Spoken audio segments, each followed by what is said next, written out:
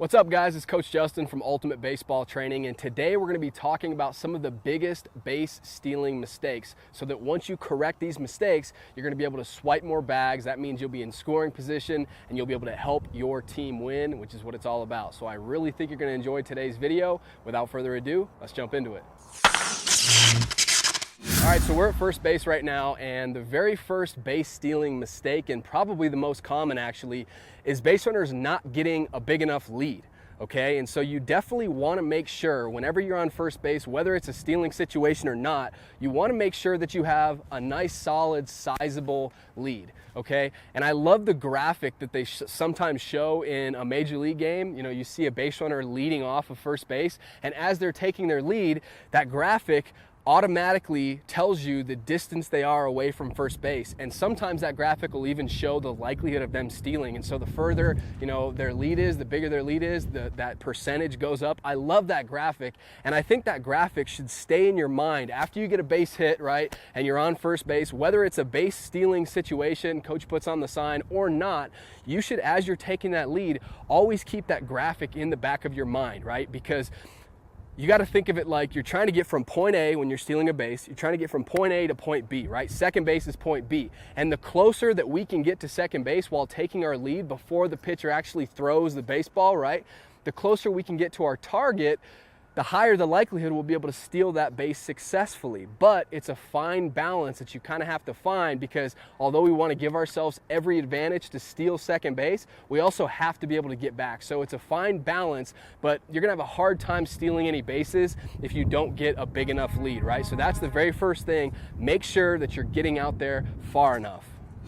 And we'll talk about what that proper lead distance is in just a second. But first, let's talk about the second biggest base stealing mistake, and that is when players take their lead, not taking their lead off of the back corner of the base. All right, reason being, the reason why you want to take your lead off of the back corner of first base is because the back corner actually puts you, when you do that, you're directly in line with the middle of the bag at second base. Okay, so that's one reason why you want to take it off of the back corner. But another reason is you want to take your lead off of the back corner and also dive back to that back corner, a step and a dive back to this back corner, because the first baseman, right?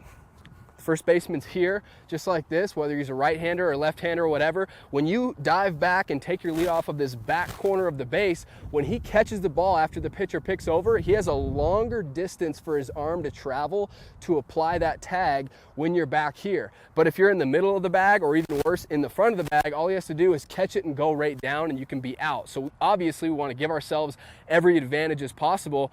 And when he has a longer distance to travel in order to apply that tag, you have the advantage as a base runner, right? And so you want to take your lead off of the back corner of the base, and a lot of players wonder, well, how far should my lead be?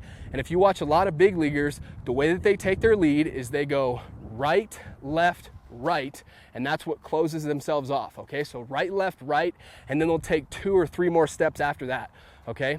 So right, left, right, close themselves off, and then they'll take a couple more steps after that, get themselves out into a distance. The biggest rule of thumb for distance-wise is you want to be a step and a dive. Not 2 steps and a dive, not just a dive, a step, a crossover step, and then a dive back. Let's talk about some other common mistakes. One of them is shuffling instead of taking your lead 1 step at a time. And so it can start out at the base. You see some youth players trying to shuffle out like this, right? That's bad. That's poor technique, because at any point in that shuffle, where's your momentum going? Your momentum is going towards second base, right? So if I were to, I'm over exaggerating here, but if I were to be like this and then all of a sudden I'm shuffling out, what if he picks over and my momentum is going this way because I'm trying to just shuffle out to get to that lead distance? If he picks over and all my momentum's going this way, it's going to be harder and it's going to take me longer to get my momentum going back towards here. I'm going to have a higher likelihood of getting picked off. And so it should not be any sort of shuffles. It shouldn't even be, right, left, and then a couple shuffles. There should be no shuffling, because what that does is it brings your feet up into the air. Obviously, if your feet are in the air, you can't get back when your feet are in the air. And it also has all your momentum going towards second base. What if he picks? We need our momentum going towards our target this way, okay? So you want to make sure, you want to give yourself plenty of time. You need to, take your lead in sort of an aggressive manner, right? But you want to do it 1 step at a time. So right, we take off with our right. If he picks now, my foot's still on the base. Okay, right, if he picks here, I can still get back easily. Okay, so right, left, close ourselves off. I have a wide base, I can get back easily. Okay, at this point here, once we want to do 2 or 3 more steps, really what it should be is it should be a step with our lead foot and dragging our back foot like this.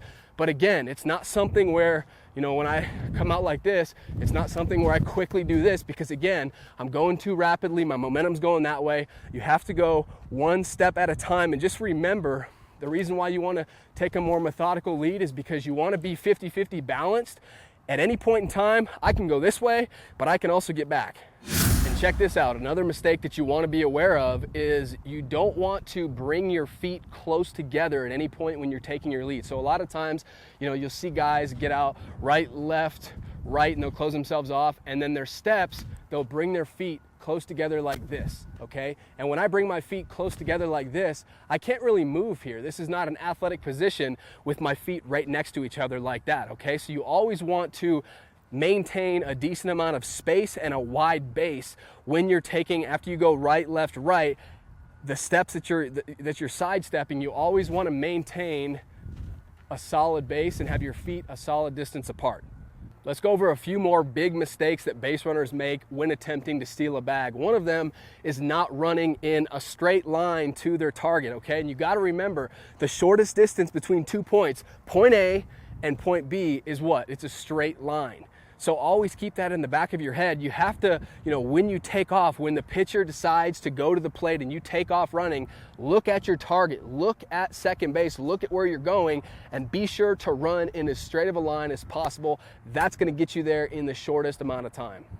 Another big one is this: when you decide that the pitcher is indeed going to the plate and you are stealing, a common issue that I see with a lot of base runners is they treat it like a hit and run situation. So at a hit and run situation, what you're taught is you're taught to take off, take maybe 2 or 3 hard steps, and then do what? Look into the hitting zone, because you have to know what's going on, right? You have to know maybe that hitter at the plate, although he was trying to hit a hard ground ball to the right side, maybe he hit a line drive right at the shortstop and you need to get back. And so on a hit and run situation, when you take off, after you take a couple steps, it's very important for you to shift your eyes into the hitting zone, but not when you're stealing a base. Okay, so a lot of base runners make this mistake, and really it slows you down. So when the third base coach puts on a sign for you to steal a base, the hitter obviously sees that sign as well. And so the hitter should be thinking, I'm taking here, I'm gonna allow my teammate to steal this base successfully, okay? And so you should know going in,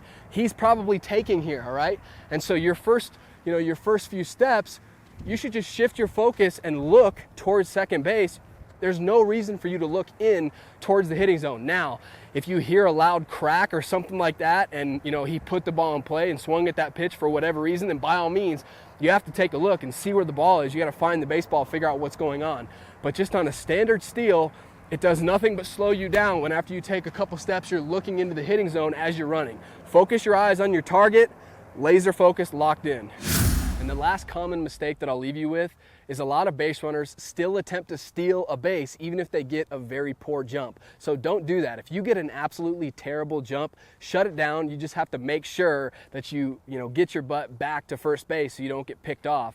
But you all know immediately when the pitcher goes to the plate, it's almost like a green light or a red light that goes off in your mind. You know, hey, I'm going to steal one here. I just got an incredible jump. Within those first couple steps, and you also know when, maybe he's been picking over quite a bit recently, and when, man, I didn't get the best jump there. And so those situations, when within the first step or two that, hey, I didn't get a good jump, get back, right? It's better for you to be safe at first base than thrown out at second base, right?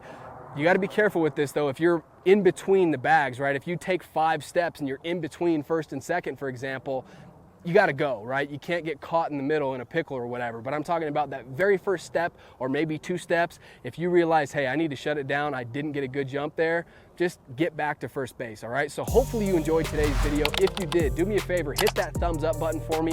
I'd really appreciate that. Subscribe to the channel and join the UBT family if you haven't done so already. We're coming out with brand new baseball videos every single week that are designed to get you better. So subscribe, make sure your notifications are on so you know whenever we release a new video. And last thing, If you're a hitter and you're interested in taking your hitting to that next level, I put together a free on-demand hitting training that I would love for you to watch. It's 100% free. All you have to do is click on the first link down in the comments section. That'll take you right there, all right? So go ahead and watch that right now.